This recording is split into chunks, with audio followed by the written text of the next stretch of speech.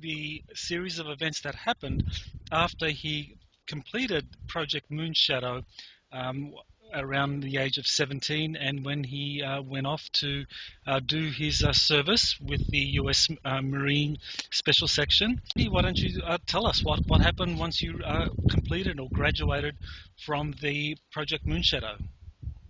Sure. It was a pretty short span of time between completing the program and then I would say there was about a 90-day period where a lot of I guess really the final testing, where okay, we've spent as much time as we're going to spend training this thing, and we've spent as much time as we can building it. Now we have to really see if it's going to, do what it's going to do under a lot of different conditions. And so there was a interesting 90-day period of going a lot of different places as far as eco zones, temperature, environmental zones around the planet to sort of see how, we operate under different conditions. Excuse me, and different scenarios. Again, sometimes working with or in playing, kind of like war games with other special forces units. In some cases, actual live fire training exercises where for us it's a testing exercise, but for somebody, else in another country, it's very real and they're dead because of it, because, they were the live fire exercise that we got to be tested on. But certainly considered a not a threatening enough force that you're going to send your high-tech, machinery in and get them damage something that you can pretty much guarantee if they're not broken that the other team is going to have no chance of winning. So there are armed forces around the world who, have lots of AK-47s and no shoes, and those guys are not very equipped against skilled armed forces. And if you're in a test scenario, sure, why not send 5 of your super soldiers against 50 of those guys and see how they do, because you guys are going to win. But if you want to really see how they're going to kind of test under live conditions, that's a safe test. So after about 90 days of that, then I was picked up in a regular routine, what would be a routine pickup in the middle of the night, and then taken to Lunar Operations Command and checked into a small living quarters area, which is, not much more than a jail cell size, but not like a jail cell. I mean, more civilized than that, not meant to make you feel like a caged animal, but about the same size, practical space. Bunk and a sink and a bathroom, off to the side, and a little desk with a chair, typical setup of like a college dorm really or anything. And we're checked into that and told to wait, until the sound of the bell out in the hall. And then everyone, that was the saying, everyone was supposed to come out and go to the hallway at the end of the door. Before that, two military personnel, but again, whatever in these sort of LOC jumpsuits, which are, more just a battleship gray with some gold fringe. And so it's met with 2 of those. They looked like maybe standard security guards, not much more than anything else. They weren't heavily armed, but they had sidearm. And they escorted me one at a time. That, as far as I could observe, seeing other people coming and going on the same hallway, being escorted by another 2 of these individuals in the gray suit with the gold fringe, and was taken to a large waiting area outside what was clearly a large bank of cubicles in which there's a lot of bureaucrats in various military uniforms who were pushing paperwork. And a lot of people sit around waiting, for their names or their numbers to be called up and to be signaled to come, speak to these people. And this is a fairly large, well-lit area that everything is done in yellow or goldish colors. That was the color scheme at that time anyway. Fashion or any other thing could have changed that by now, but at the time it was meant to be sort of feel like a kind of bright sunflower yellow, like you're waiting for the dentist or something, but in a really big room. And after some time of waiting, called back to sit down at a cubicle and have a junior officer in a uniform, which I don't quite recognize, but he identifies himself as being an Air Force officer, but this is an Air Force uniform that I'm not familiar with as far as seen in the regular branch of the Air Force. So I'm suspecting this has something to do with the, again, like parallel Air Force branch and what their uniforms look like. But since I'm not super familiar with them, I'm only guessing at that. He then pulls out a stack of paperwork and says, "Here's your contract. I'm supposed to go over this with you and, talk about any questions you have and get you to initial and sign in the right places, and then, we can move along." And so there was some time of discussion of him saying, okay, here's what you're going to do. You're signing for a 20-year tour service, but, again, don't worry. It's going to be all right. You'll be done. We'll wipe all those ugly memories out of your head that you're not going to want to remember anyway, and then we'll interject you back right after we took you and age reverse you, and you'll just get to live your whole life all over again, and it'll be fine. You won't lose any time. You won't lose any years.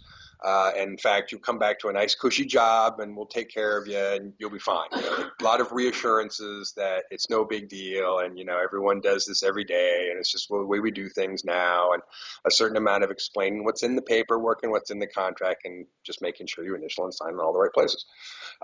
So after not much debate or discussion, I had a few questions and he answered them, and, eventually I just kind of realized as he was explaining, look, you know, we sign this paperwork and then you can move out of here. You can walk out of here and go on to do your next thing, or we can sit here and talk for a really long time about the paperwork that you have to eventually sign anyway.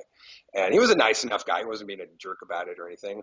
But it was just clear, okay, this has to be done. The paperwork has to be signed. And if I have any questions, ask them. But otherwise, really doesn't matter. Just sign and we'll move on. And so after that was done, then being escorted back to the temporary living quarter, and then being told to go ahead and take a break, and again wait for the bell in the hall, and then kind of dozing off, not for sure for how long, hearing the bell in the hallway, and then going down to a long hallway doorway at the end of this hallway, where everyone who was in these temporary living quarter rooms was coming out now into the hall and heading on down. And then we open up to larger doors, which then opens up to a much larger room, a hangar bay, essentially. We were right off the hangar bay, apparently. And there's a very large vehicle. I would call it more of a delta or batwing shape as opposed to round shaped or disc shaped. It was more of a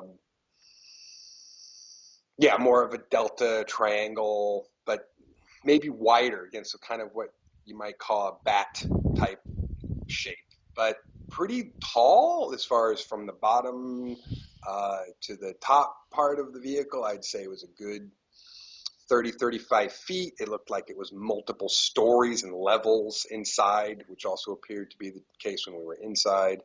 And the wingspan, probably hard to judge distances like that from that level, but I'd say it was easily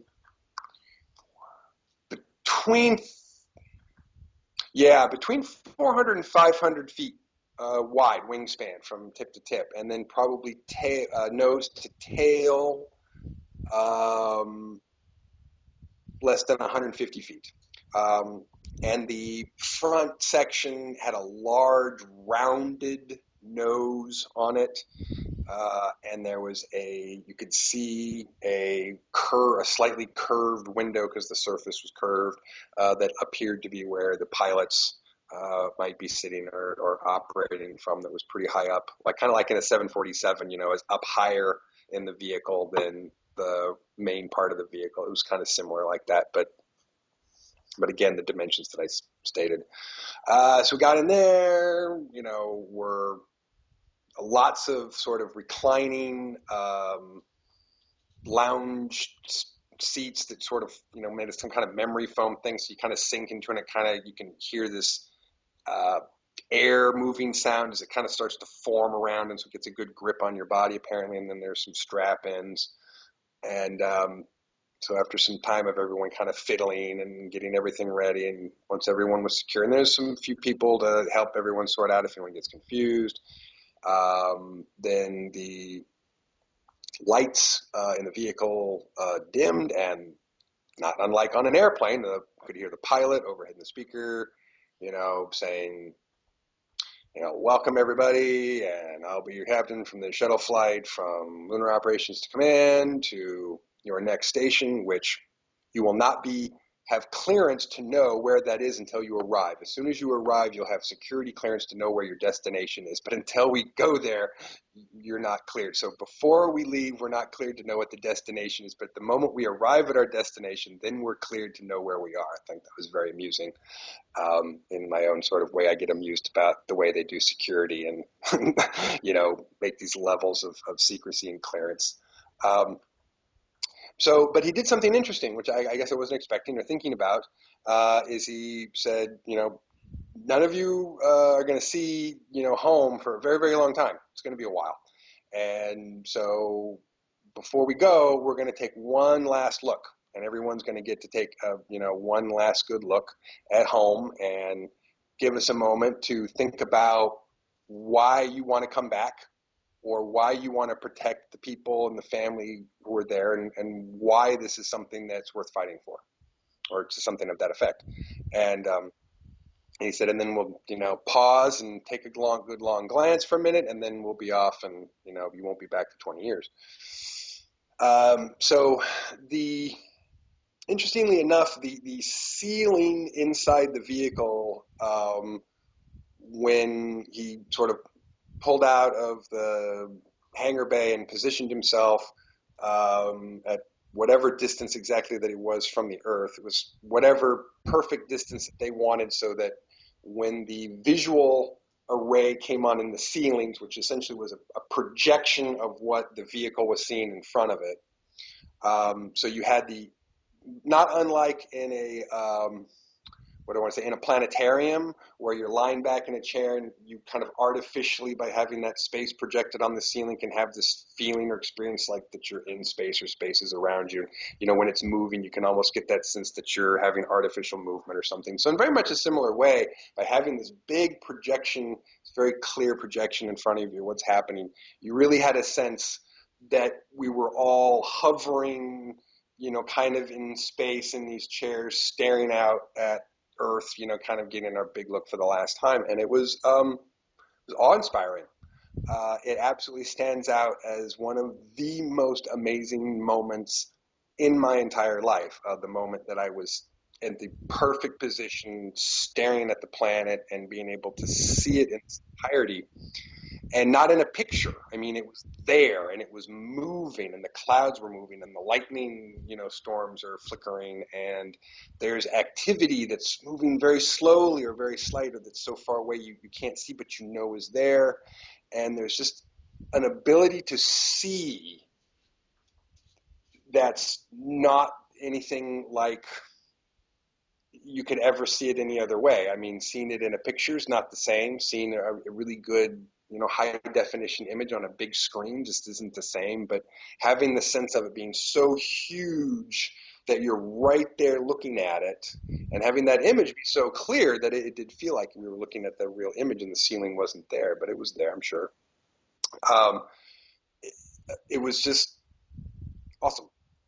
It was just amazing to see that there's this entire thing that's alive. It's very clear from looking at Earth from space that she's alive, and not just because there's life on the surface of her, or not just because we live there. I mean, there's just something very clear when you see this giant ball in space that it's alive, and that there's all kinds of people there, and you don't see the borders.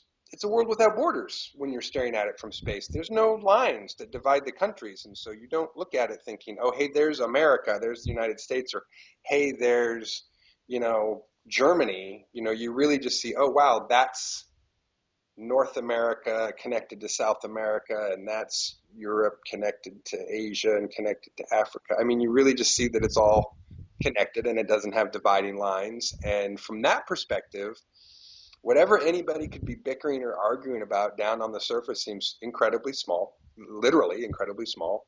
And you just get this sense that, wow, I'm really in a special place, not just staring at this thing, not just looking at her, but I'm in a special place that I get to go do something where I get to help keep her safe and everyone who lives there safe and all life that it lives there now safe. And maybe, if I'm lucky, all people who will ever live there and all life that will ever live there be safe in the future because of something that I do now.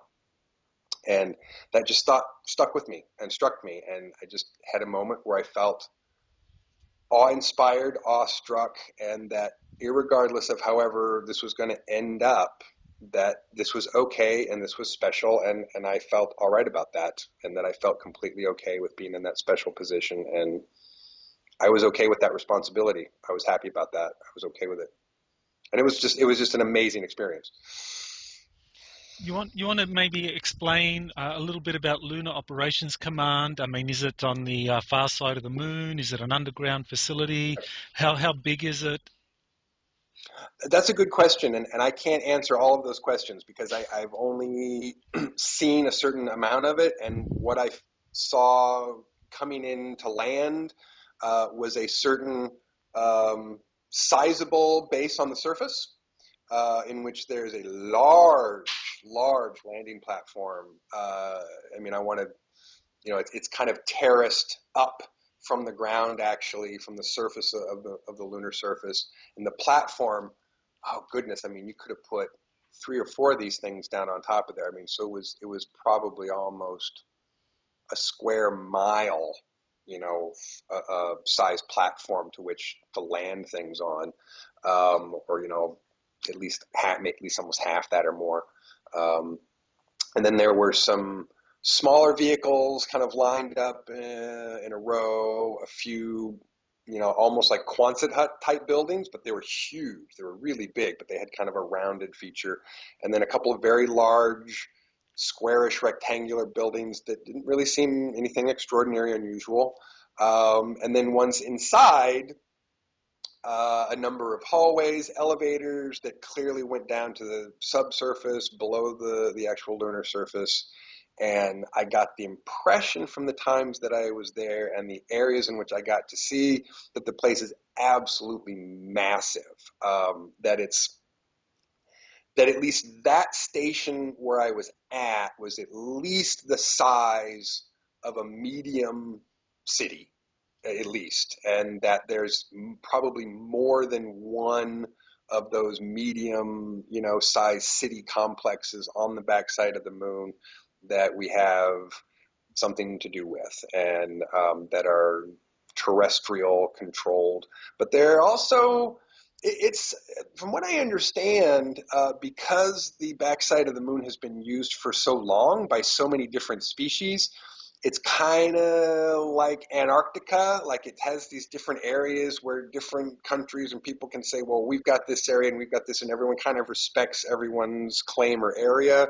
So there are a number of areas that have been habitated by different ETs, who've had bases there for a long time, and they're not going anywhere apparently. And whether people are friendly or hostile, it's kind of a neutral territory. So there's places where those who don't get along with others can be not too far from each other, but they don't attack each other, and they don't, they respect each other's sort of neutral space there on the backside of the moon for whatever reason that the contracts and the diplomatic arrangement is for that. I think it's because it goes back such a very, very long time that everyone respects it. And I think, from what I also understand, there's been a couple of times when war did come to the backside of the moon, and it was bad enough in such a way that everyone said, no, no, not here. This is neutral space for everybody to do whatever they need to do, but we can't fight here, or else, we could risk losing the whole thing to somebody else or something. So I think that was sort of the deal.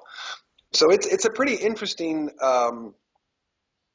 mix of who's there, what's there, where's there, what's spread out over, just from what I've seen and what has been discussed with me, but clearly not even all of what is there, and what's known about it has been part of my knowledge or my purview, what I've been briefed on. So that's about That's about as much as I know about Lunar Operations And the shuttlecraft that basically was taking you towards the destination, do you know what the capacity of that was? Command.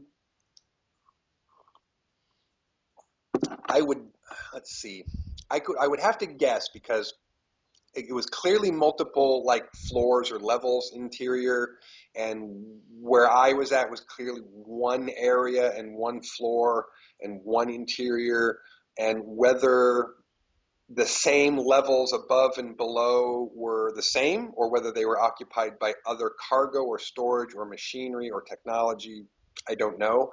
I would, if I was going to guess, I would have to say that I'd say it had a capacity to move between 1,000 and 2,000 troops at a time, maybe more. Okay, that's quite big.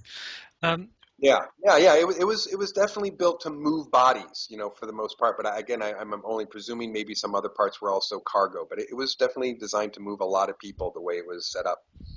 right. And with the papers that you signed, was there any kind of description as to which particular service you were signing up for? Was it a kind of a more nebulous entity? I mean, what details do you remember from the papers that you signed? I mean, who were you signing the next 20 years over to?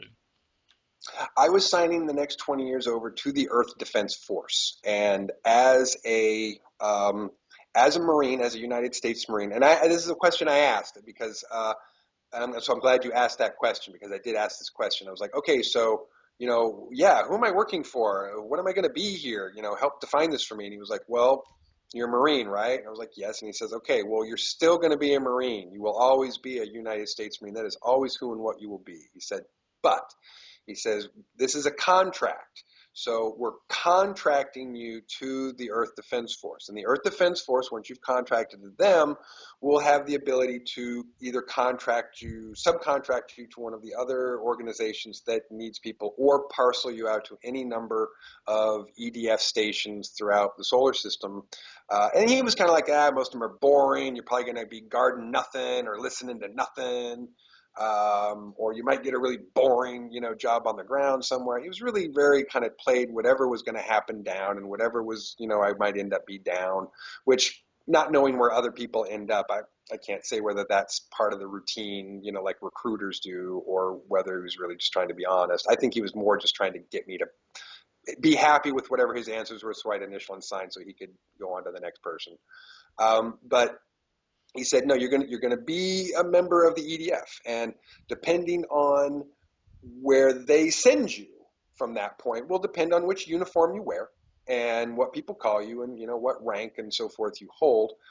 He says, but you'll always be a Marine, and you may be something else for temporary, and you may have to do something else temporary. He said, but you're gonna know that as soon as you get where you're getting. And part of what his explanation was, look, I can't tell you what you're doing next because I'm not cleared for that.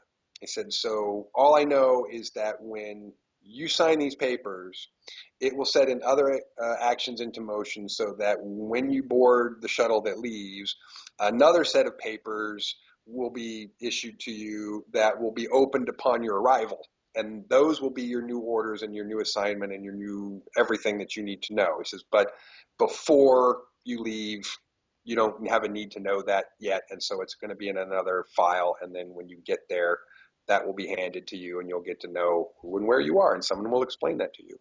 So he was vague, enough, but also tried to be reassuring enough that I wasn't going to lose my identity, or that I wasn't going to not be a Marine or have to somehow sign over to some other organization, that I would have to compromise my values or my ethics as a Marine.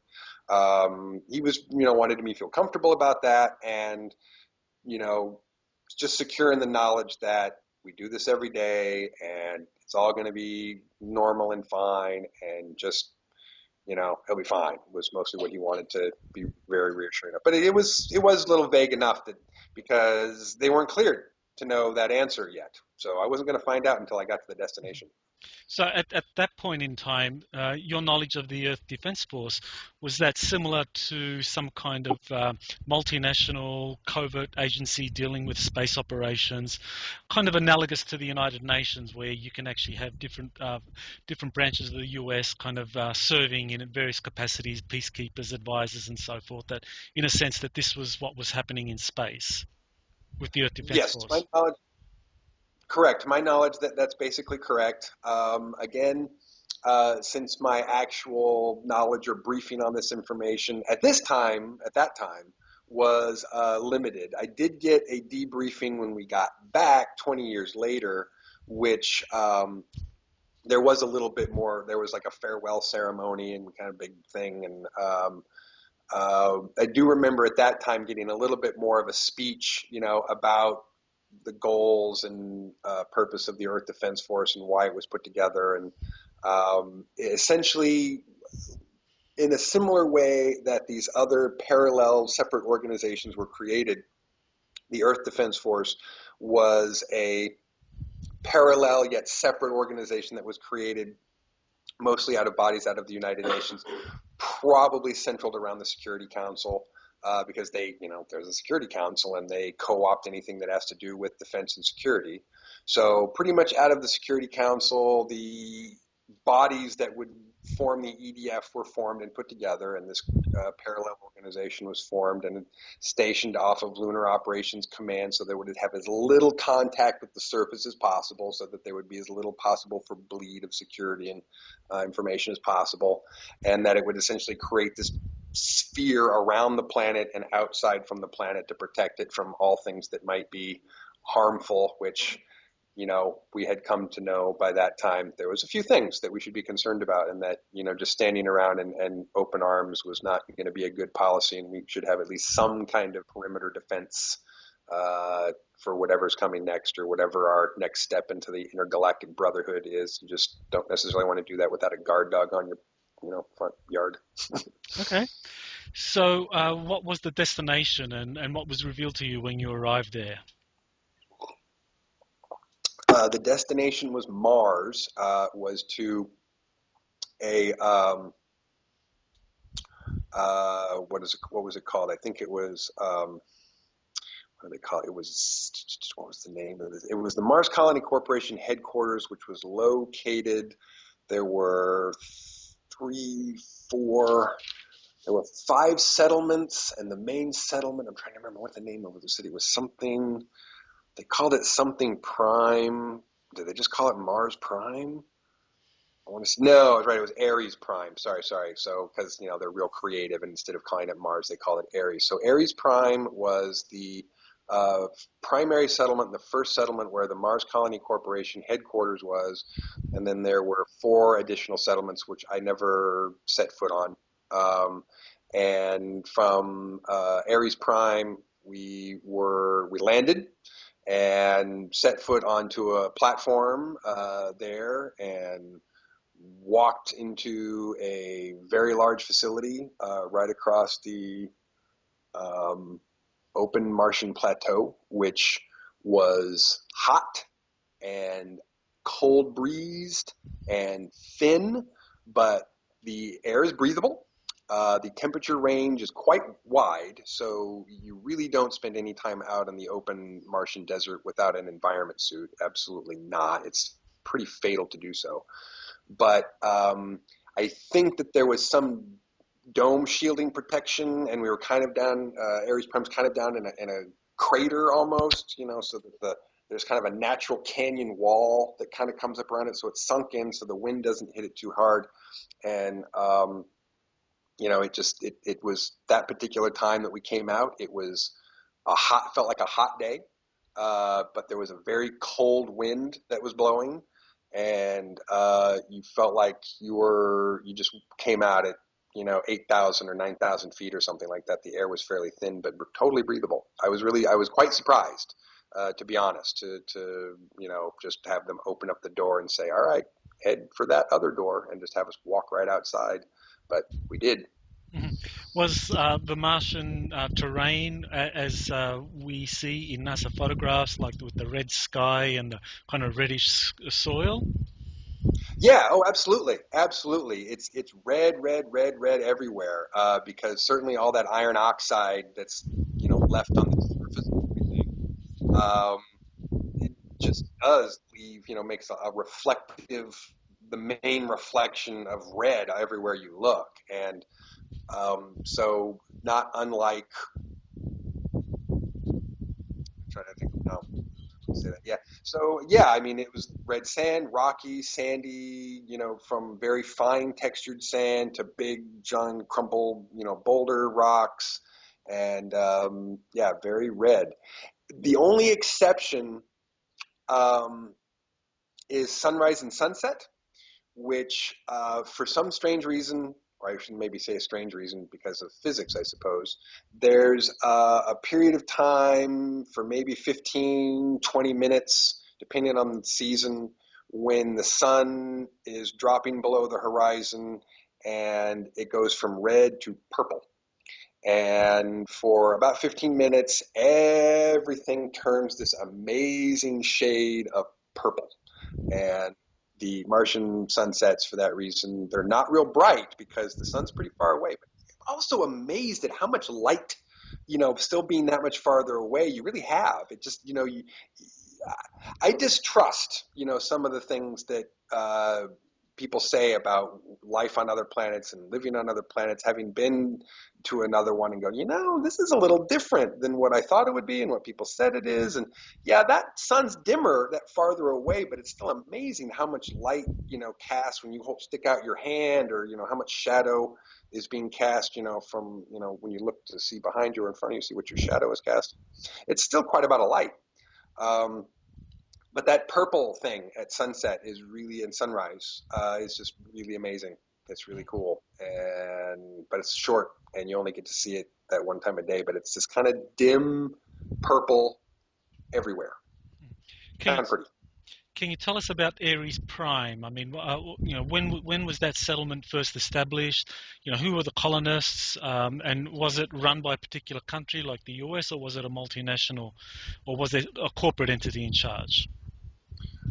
My understanding is that the Mars Colony Corporation, again, like every other part of the EDF, is put together from parcels of, service persons, scientists, advisors, engineers, business people, anybody that you want to put into the pool to be utilized is put into the pool, and then from those pools, decision makers pull out names and make lists of people that decide to do things. So my understanding is that the Mars Colony Corporation was set up again by multinational interests. So, of all these different countries who participate, they got together with their various parcels of business people, engineers, mining people, and military advisors, intel people to get together and say, all right, we need to form the Mars Colony Corporation so that we can go there and make it profitable, because we can't just spend trillions of dollars going to Mars for purposes of exploration without finding a way to extract resources from it and make it pay for itself. Otherwise it's just not going to go. So it was put together, all those various individuals. I don't know exactly who they were, who picked them, or what that process is, other than whatever individual process those countries have to put people into the pool, and then whichever committees built out of the Security Council, the EDF or MJ12 or ACIO, who get to decide, then who does what. But Mars Colony Corporation was set up in about 1974, 1975. My understanding is we were on Mars like the very first time in about the mid 60s, but didn't really try and do anything serious, or weren't prepared to do anything really with that until the 70s. And so my understanding is our first exploratory mission that was sent there to stay for any length of time was about 1970. And then after a few years decided that it was, we were ready to go ahead and establish a Mars Colony Corporation foothold and set up a few different settlements and attempt to do some mining and extract some resources and make it pay for itself. Um, so um, And apparently that was about 1975 when the Mars Colony Corporation actually set foothold in Mars and started its first mining operation. It was in 1975, to my understanding, as I was briefed. Right. Now, of course, you've arrived there on Mars in around 1987, and Correct. 1975 was when when Ares Prime was set up. This, of course, this is during the Cold War. So, was the Soviet Union a part of the Earth Defense Force and the running of Ares Prime? Absolutely. Yeah, absolutely. The U.S., Russian, Chinese, German, I mean, everybody cooperating together absolutely was taking place. And if, I've had to ask this question a lot, like, how is it that these people cooperate while at the same time, everyone's fighting? Like, who's lying, or is it just a show? And I think the real answer to that is that the people who separated themselves from their sort of regular state authorities over decades ago to establish parallel organizations are so separate that the people who don't know what's really going on are really fighting with each other and are really having all kinds of problems with each other and hate each other and want to kill each other. And the people who have set themselves above that have done the other thing, which is we're going to cooperate for a mutual goal and benefit and try and sort out all these other problems down below over time by keeping them separate. So that's just a little aside, I think, that explains why they do that. I see. I see. So at this point, you're now going to begin your official duties. So, what is it that you are now officially recruited into? So at that point, we arrive on Ares Prime, and at that point, we all get informed that we are now members of the Mars Defense Force, the MDF, and that the MDF is a specific uh, military organization, private contracted military organization, which is specifically contracted to serve under the MCC to protect and defend the Mars Colony Corporations and its interests. So we got informed you are now a member of the Mars Defense Force. You will be assigned a chit, which, a little card, a little paperwork that is going to tell, which shuttle you're going to get on. And then you're going to get on that shuttle, and that shuttle is going to take you to a station. And that station is where you are going to be probably for, the next 20 years. And when you get to that station, then, you will get informed exactly what you're doing and exactly who you're working with, and you will receive all necessary training, equipment, et cetera, when you get there. So I get my chits. I've got my stacks of paperwork. I'm, wandering out onto the tarmac again and, being directed to which shuttle I get to get on. And this time we're getting these vehicles are pretty small as far as not being much bigger than, half a bus. They're not half of a like city bus. They're not that big. Probably only, let's see, I think these things only sat like about 20 guys, and plus a pilot and a co-pilot up front, and have rows of seats kind of facing each other with a door out the back. And so, I come up, get in, sit down. There's only, the seats aren't even all full in this particular vehicle. There are only like 15, 16 people. So we had a few empty seats.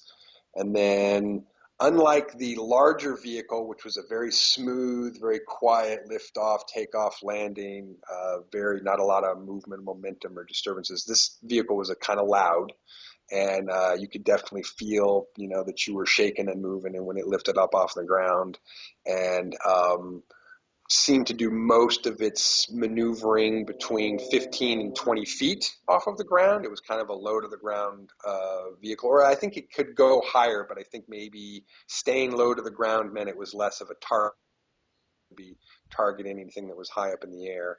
So then we spent what seemed like was a couple hours or more, 3 or 4 hours of, flying across this red rocky landscape, desert landscape, until we got to Forward Station Zebra, which is where I spent the next 17 plus years of my life, um, as a member of the Special Tactical Operations Division 098 Forward Station Zebra, which also housed in a sister division unit, which was less than 100 feet from the main station, so that there's kind of like two separate stations right next to each other, which Division 097. So our sister division was 097. We were 098, Special Tactical Operations Division, Mars Defense Force, Forward Station Zebra. Um, and so we got there and we're introduced to that facility. And again, we're met by some young enlisted people who were already stationed there and, walked us around, took us into the interior of the structure and then walked us around what we call the horseshoe, because the main living quarters, the barracks was in the back, sort of the farthest retreat point as you come in the front and the farthest to the back point of the station in kind of a horseshoe shape, so that the two horseshoe ends did come around and there was a hallway that connected them. And so it kind of formed a horseshoe shape, a little horseshoe. So they led us down the horseshoe, and as we walked around, we're calling out names and pointing, into the individual barracks for the squads, which were 16 all the way around. And then there were Alpha, Bravo, Charlie, Delta, all the way around. And we went down, and they were calling out, so and so and so and so, Alpha, so and so, Bravo. And we get to Delta, and it was me and another guy, and it was like, Kramer, Johansson, you know, Delta Squad. And so we went in there, and they were saying, okay, wait here for the rest of your team to get back, and you'll get briefed by them and told what to do. And so, and I could go details about this, and I could also tell long story. So long story short, the rest of the squad came back. We met, familiarized ourselves, all realized, that we were going to have to be friends. And, that was the first day, and got to meet my squad and realize what was going to happen. And the next day was our first training day, where we got to familiarize ourselves with the powered body armor, environment suits, and the handheld Gauss rifles and magnetic propelled weapons, and practiced on simulations, putting on and taking off the body armor and firing the weapons and shooting against what were supposedly the known threats at the time. Got a briefing from the base intel officer on where we were, what we were doing, what the threats were going to be, which pretty much he explained to us that, the Mars Colony Corporation's job is to extract minerals and resources that, the miners and those folks do, and your job is to kill anything that tries to get in the way of that. And so we were informed that the native species of Mars were numerous, as it turns out. So there's a number of living things that live on Mars now. The surface is still kind of sparse compared to what it used to be before the grand accident, as I kind of think of it, which another time, another place in the story will be more appropriate to tell that part. About talking about the history of Mars as I come to understand it, or came to be told it. Where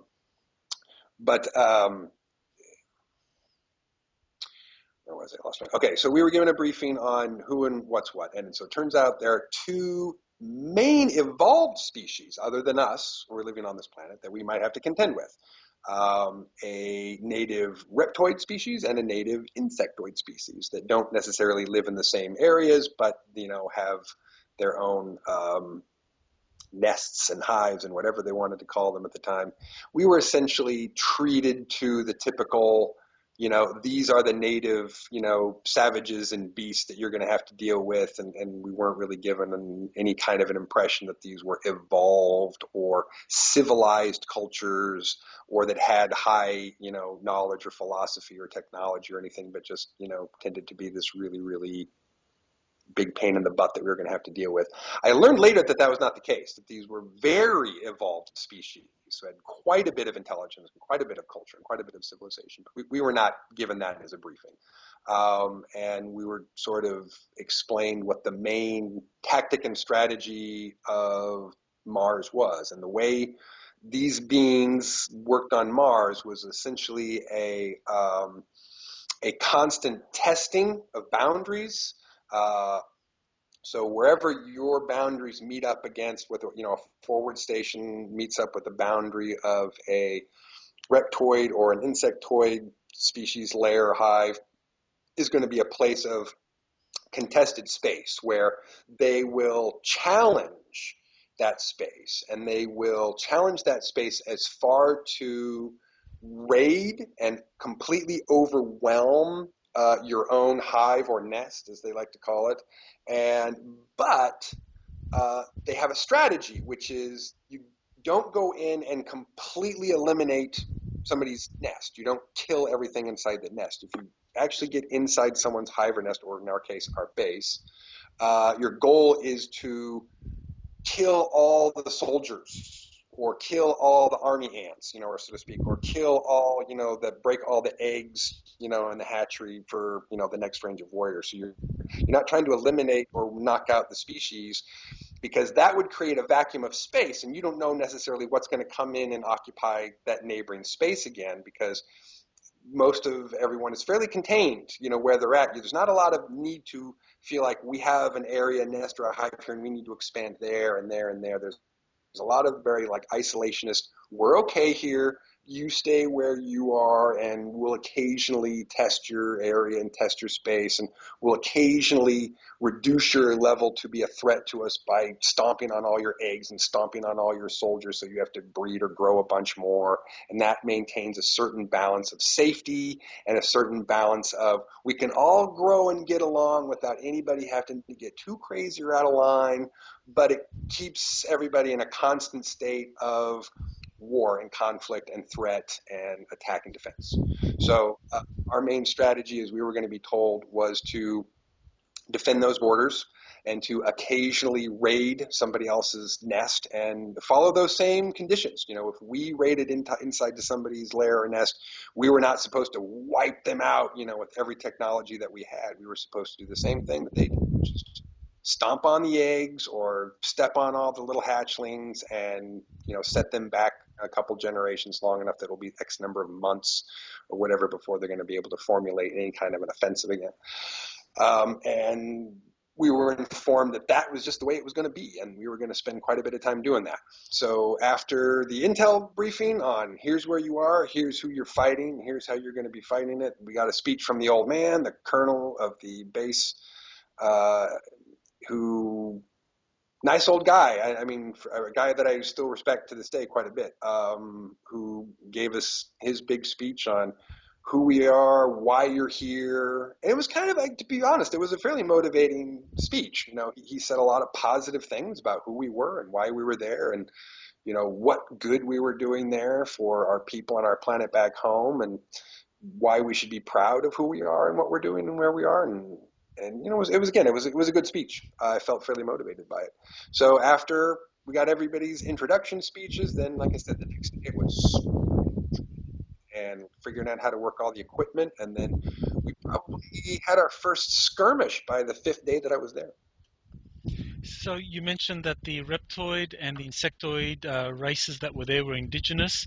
So I'm Mm-hmm. assuming that they don't have anything necessarily to do with off-world reptoid, insectoid races that do have advanced spacecraft that travel through our galaxy and have been reported to be interacting with people on Earth. That this indigenous Martian reptoid and insectoid races probably just some kind of indigenous development over many, many millennia. Yes, definitely. At that point, I can go in a little more about what I understand to be the Martian history as it was told to me um, by. Well, okay. I'll have to jump a bit ahead, I guess, but otherwise it could just be this very long story. So I'll just jump ahead to this really interesting part. Some years later, into my second decade of my service, Um, by the time at time I had gone from, being a plebe in a fire team to the squad leader of Delta Squad, and we were captured intentionally by the reptoid species, who refer to themselves as the Galuka, which is much like we think of ourselves as Earthlings because we live on Earth. Galuk is the name that they call their planet, their home. So they really just call themselves, people of home, the children of Galuka. So when we got captured, which again was intentional, they had decided that they'd had enough of whatever game playing we'd been doing over these years, and that it was time to get closer to who this, hairless pink ape was that had, landed and was giving them trouble. Because again, they're not savages; they're very, very intelligent. In fact, they're the remnants of the older ancient Martian species, which was very advanced and had really advanced technology in spacefaring, military technology, advanced enough that they nearly destroyed themselves with it, blew out their atmosphere. And then when the atmosphere got blown out, that essentially changed the pressure balance so that the pressure change made the oceans boil and made the high pressure, low pressure systems pulling so fast that you had 800-mile-an-hour winds, while all of that air and moisture pushing out away from the planet, and then gravity trying to pull it back in, and then after some number of whatever hours or days that it took for the atmosphere to restabilize and create another contained bubble around it.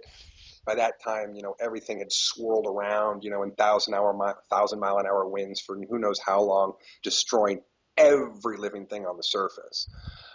If they had not already taken serious effort to have very deep and strong, completely secured, hundreds of feet, underground bases of their and civil cities of their own, they would never have survived because everything on the surface was absolutely annihilated. Um, from my understanding, what happened at that point is the surviving reptoids who were all underground at that point, there was a real moment of realization and awakening for them to go, wow, we just killed our planet. That was not very cool of us. And there was pretty much a division, and I won't say right down the middle, but I mean, there was kind of two sides that formed out of this, which were those who said, wow, we've done a bad thing, and we're going to have to pay our penance for this, and we're going to have to stay here and fix this. We're going to have to stay here and heal our planet and re-terraform our planet. And if it takes the next 10, 20, whatever thousand years, well, that's our responsibility and what we're going to have to be due in order to fix what we've done, which is to absolutely kill everything on the surface. And then the other faction was, oh, hell no, we're getting out of here. Everything's dead. It's gone. Goodbye. It's over. We might as well leave. And they picked up and left. It is entirely possible and even likely that some of them came here, and that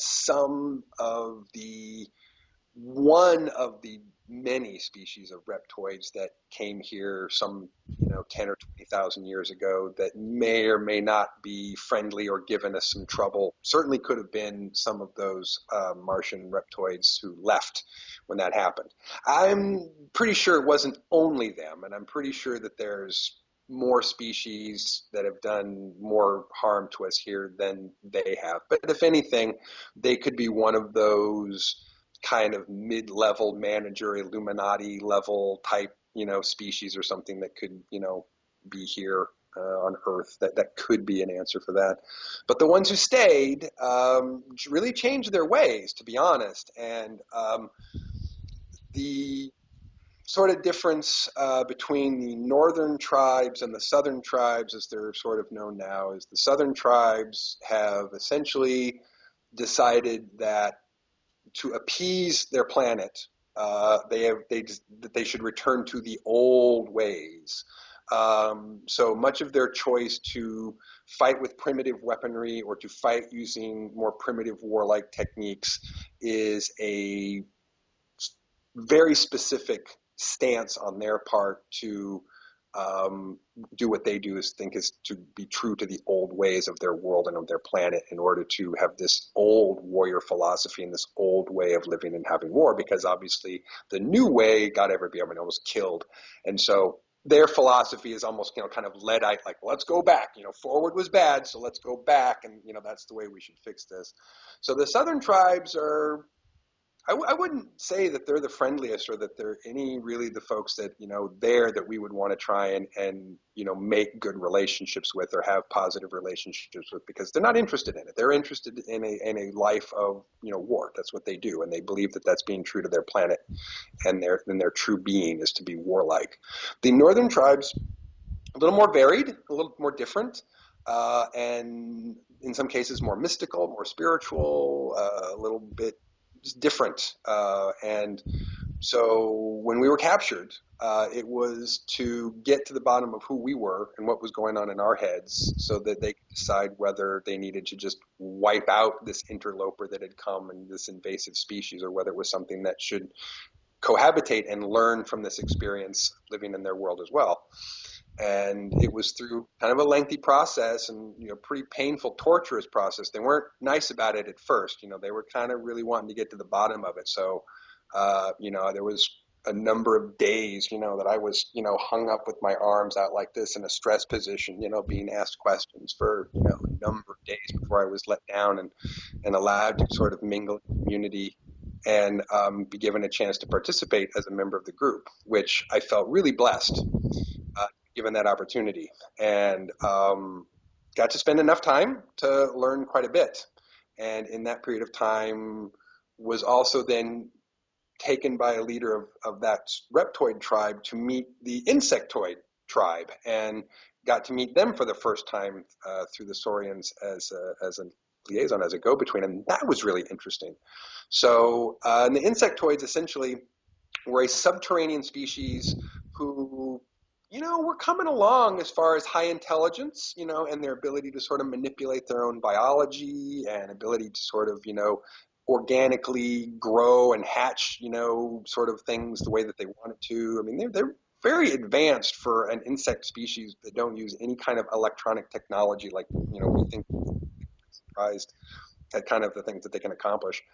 But essentially, when the reptoids were driven underground by the surface being destroyed, that allowed, in the time of re-terraforming the surface, an opportunity on this other side for the insects to come to the surface. And they started building large hives, outside on the surface in order to try to expand their scope. So the fact that the reptoids nearly annihilate themselves is what allowed it to become a two-species planet. Because this other species was able to sort of come out, secure some space, and according to, the reptoids' own system of what they believe are the laws of the way their planet works, as long as the insects could maintain and defend their space, by playing with the same rules of respect and strength, then it was okay. Then they could set out their space and they could all cohabitate together. So, and still have the occasional skirmish and, invasion of one another, because that's what you do sometimes. But there was also, interestingly, quite a good peace treaty between most of the northern tribes and the insects. The insects and the northern tribes didn't fight much. So they really kind of had their shit together. Anyway, I could blah, blah, blah more about that, but I'll let you ask another question or go on Sure, from there. sure. So essentially, your primary responsibility when you were stationed with that forward station Zebra was to participate in any kind of Martian surface hostilities, to protect the Mars Colony Corporation and the different outposts they had there. Did And I guess this may be what happened later, was there kind of off-world battles that you were a part of, or that you knew at the time were occurring, and that this was something that you would support in some way, and later on became directly active in? To my knowledge at the time, we weren't given a lot of details in any of our daily briefings on what was happening outside of the Martian surface or what was happening too far outside of our zone. So we didn't even really get, reports on what was happening with the other stations and what was happening with the other settlements. We got really limited information on what was happening, excuse me, in our zone and our area that our forward station was responsible for. So we got the impression from everything else that was going on that there was also a battle happening in the skies with certain people. We couldn't necessarily have a lot of information saying who was fighting or shooting at who, but I guess I should say this. The conflict itself,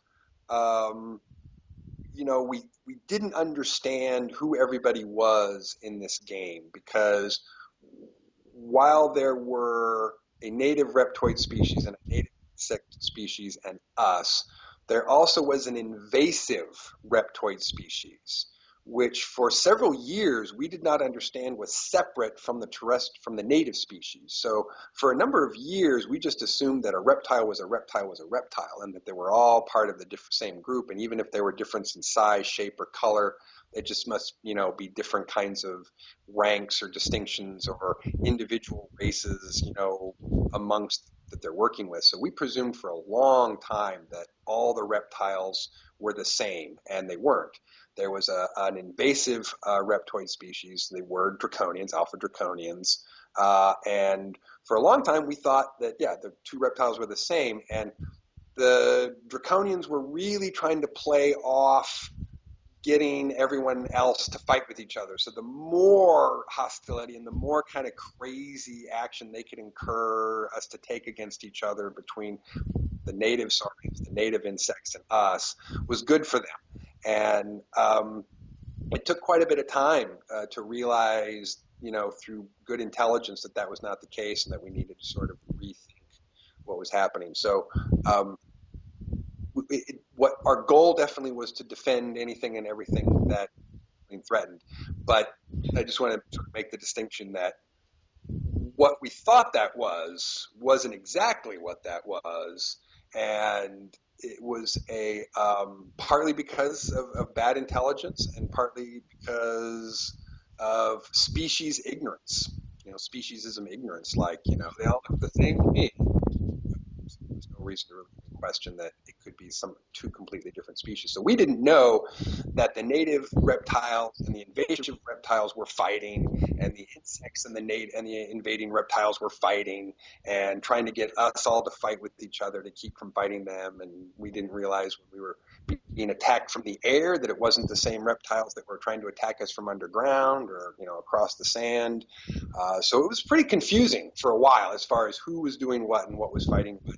But yeah, day-to-day operations were anything comes close, suit up, go out, fight with it. Anything comes to raid or invade, go through the protocols of defending the space and until it's over, and then do the same thing the next day if you have to. There have been a number of sources that have described kind of human indigenous race on Mars that historically, at a time of devastation, that it's possible that they kind of emigrated to the Earth, and that some of them went underground. So did you ever come across any kind of evidence or any information about an indigenous human-looking Martian race? Not an indigenous one. It was explained to me that many different species have touched the surface of Mars over the years, just like many species have touched the surface of the Earth over the years. So Mars is no exception. They've certainly had a number of other reptoid, mammalian, and other types of species that have come there and hung out for a while, stayed for a while, had conflict, then left. And there were certainly times when the native reptoids were not as advanced as they later would become, and which other species. So here, add technology, help them, hinder them, use them, abuse them, or help them out.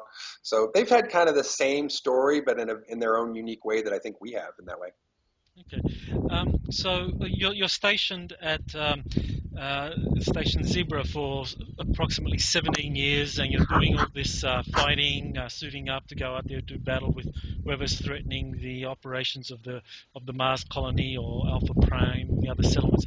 So, in your downtime, what did you do for recreation? Did you travel to, Alpha Aries Prime, and you kind of like just hung out? What was happening in the downtime?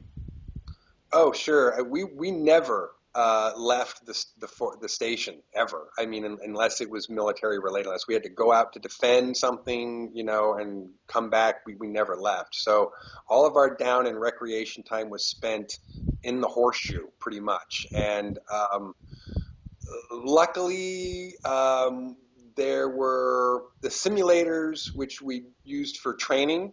Could also be used for recreation. They're essentially, I mean, a kind of holographic experiential system that you hook into. There's a headgear and a kind of body thing that you sit into, and you kind of engage in this completely virtual experience that has the ability, though, because it's completely hooked up into your central nervous system, to train muscle memory at the same time. So you actually did a lot of training in these simulators, in which going through virtual simulated experiences are actually doing all of the same messaging bioelectrically through our bodies that would does the same training as muscle memory. So um, and the rate of information that is transmitted in the simulators is faster than real time. So you can actually do, 12 hours of training in a simulator in 3 hours of actual time. So those same simulators were also used for recreation. Oh, okay, where do we want to go today? Let's just go hang out on the beach. Okay, let's go hang out on the beach. Plug into the simulator and hang out on the beach for the afternoon. I see. So, if, for example, female companionship, what were there females allowed on the station, or was it using these simulators? It was absolutely a mixed co-ed group. The men and women were assigned to the Special Tactical Operations Division there. And again, I would say in the super soldier categories, you still had this kind of two-thirds almost male to a third, female ratio. Um, so there were definitely more men than there were women. Um, but in order to deal with that, and in order to deal with what would otherwise have been a pretty competitive situation, the rules and regulations were pretty much set up for a very liberal approach to soldiers having sex with each other, both hetero and homoerotic, in ways in which were considered, as long as it's in your off time and it's in this such a way, do whatever you need to do to get your hormones out of the way, so that otherwise it was too many fights and people knocking each other out in the hallways over things that didn't really matter. So it was a very liberal policy towards interaction, very liberal policy toward sexual interaction, and in your off time, you can pretty much do what you want. Hmm. So yeah, we did have a mixed bunch. Okay. So, after spending 17 years on Forward Station Zebra, what rank did you attain? What kind of responsibilities did you have? And what happened that kind of precipitated the next transition in your own kind of off-world activities? Right, and I'm realizing that the question you asked me earlier, I get to finish answering by answering this question. Um, in my capacity in Special Tactical Operations Division, I moved all the way up to Sergeant Major after about a 17-year, 3 months period of time, just a little over 17 years. At that time, a um, a horrible disaster occurred. I'm going to have to choose my words carefully here. I mean, it wasn't an accident, it wasn't a natural disaster, but suffice it to say that um, my division, 098, our sister division, 097, and two other divisions from a neighboring station, 096 and 095, which about, what is that? I think it's about 240, which is about 244 per division, because it's 16 squads of 16 persons each. So, which I think is right, that's 244. And times four, so nearly just under 1,000 of us. When it was over, out of that 1,000, there were less than 35, of which I was a surviving member. So it was kind of a really bad thing in which everyone got killed. And at that point, that was just over. I mean, the division was done, and if they were going to rebuild the division, they were going to have to rebuild it from scratch, and there was no way you were going to take, the 6 or 7 guys out of the division that were left and watch the entire rest of the division get massacred, put them back in, and have them be a part of the next division. That was just not going to happen. So I had a superior officer who came to me when I was in my med bed recovering and asked me if I wanted to go to flight school and fly. And I didn't have to bat an eye. I was like, of course I want to fly. And he said, great. He says, as soon as you're done here, the docks clear you here. We're going to send you off to OCS, flight school, and you get to go fly. So the last almost 3 years, of my time in my 20-year tour, I got to spend as a pilot, as an officer, the captain. And at that point was still in the was in a Marine Air Corps division, so which was the Air Corps division, interestingly enough, I think was mainly modeled after a U.S. Air Force program, but contained a number of pilots and officers from other branches of the military. And while we all got to wear the same uniform, we had distinctive ribbons and patches that identified exactly which service and country we were from.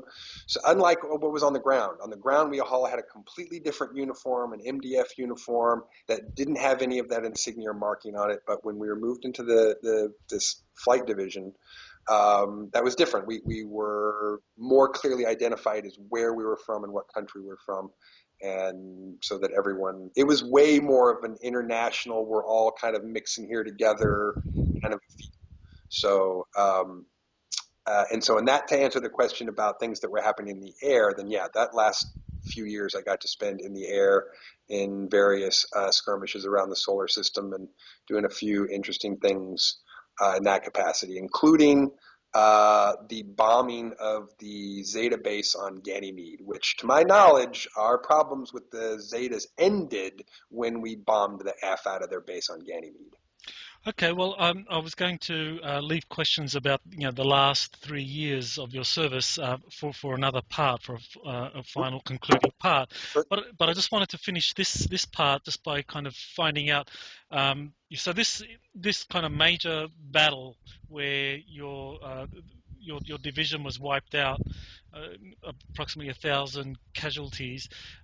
So firstly, what did that battle involve? Was it the indigenous races there on Mars?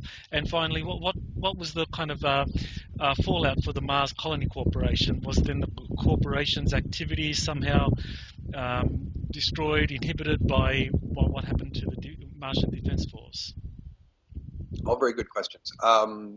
So essentially, at this time, by the time just before this mission occurred, the war was over. A war which I had spent, 17 years as a part of, but had started way before I did. That my understanding raged for over 25 years. When that was over, we had actually signed treaties with the native reptoids and the native insectoids, and had recognized the invading reptoids as the bad guys, and had all got together and again signed a treaty and ganged up on them 3 against 1 and drove them completely out of the Martian sphere for good. Um, and that was huge. That was just, a big applause moment. And we essentially got told, that, okay, we need you guys to, go into this uh, reptoid hive, which is supposed to be a much older site that's supposed to have, artifacts that are really, really old that the scientists want, which is not uncommon for them to locate or find some area or ruin that had some old archaeological facets or technologies or something that they would send us in to try and extract or get. And sometimes it would be just junk, and sometimes it'd be interesting, weird stuff, and sometimes it would be, oh crap, there's a nest of them here. And we'd, run away and try to, because we didn't bring enough guys. Um, so, yeah, it was, we ended the war, and instead of ending the war, they were like, okay, go get this thing at this site, and we're going to send 4 divisions. We're sending 1,000 of you, which is pretty weird to send 1,000 guys on a, go pick up an object kind of mission. So most of us thought that was pretty weird, and most of us had a bad feeling about what we were doing, and most of us thought, no, wait, we don't want this to be misinterpreted. We signed a treaty with these guys, and we ganged up on the real bad guys with these guys. Do we want to risk that, by sending 1,000 guys into one of their older, more ancient, temple sites that they've asked us not to go into? They're really going to receive that very well. And so some of us were concerned. And I certainly, being a senior enlisted person, protested to my command officers and to the command staff, and I protested to the old man. Use whatever weight that I could with him to say, look, I don't think this is a good idea. I think this is dirty. I don't think that we're going to make out with this. And we should know better that meeting these guys in the field, that they hold back, 9 times out of 10, that if they really come at us and they're mad, we're done. They're really powerful warriors, and most of the time they really fight in restraint, because if they really came at us with barrels, I mean, it'd be over too quickly. It's no fun for them that way. But knowing that, I was not really interested in walking into whatever we were walking into. But the old man really agreed with me that he didn't like it either. He said, I got my orders. And he said, now you got yours. And, just do what I know you do best and get in there, get your job done, and get out, And if there's a problem, get out.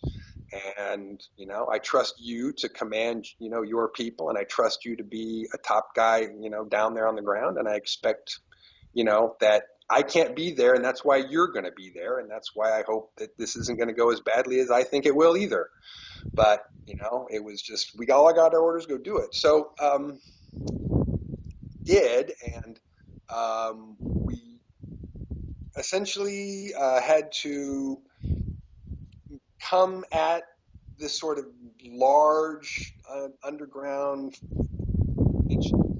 site through a series of tunnels and caves that kind of went down to it, and we didn't want to send everybody through one direction. Plus, that would have bottled me up in these sort of smaller caverns that you couldn't fit more than 6 or 8 guys across. If you got 1,000 guys, that makes crowded hallways. So we tried to keep as many different directions as we could, and sure enough, get into this main domed, building area, which essentially is just like standing inside, something like the size of the Superdome, or the Astrodome or whatever, some kind of domed sports arena. It's just that big around or so.